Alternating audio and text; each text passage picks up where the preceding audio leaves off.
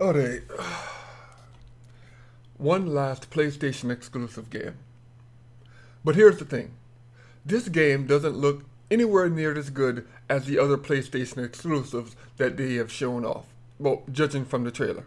In fact, there really isn't anything special about the gameplay footage. Hell, it's not even from a developer that I ever heard of. So why am I even taking the time to talk about it?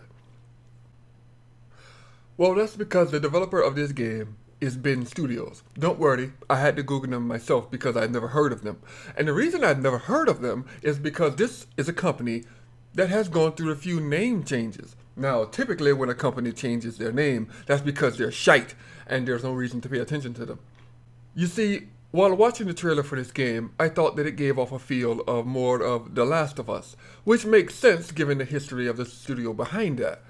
You see, these guys have been making PSP and PlayStation Vita games for like the last 6 to 7 years, which usually would be a red flag to stay away from this game.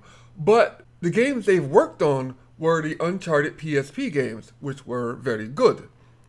But before that, these people were the ones who made Siphon Filter, a game series from my childhood that I used to love.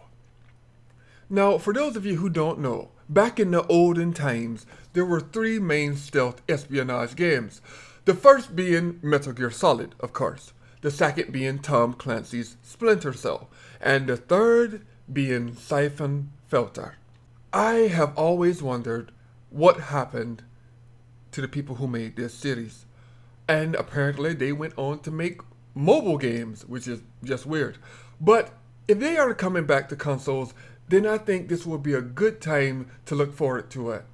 Now, let's be quite honest, I don't think that this game will be as moving as The Last of Us or look as good as God of War, but I still think that this studio is capable of pumping out a solid title that the people will not regret purchasing.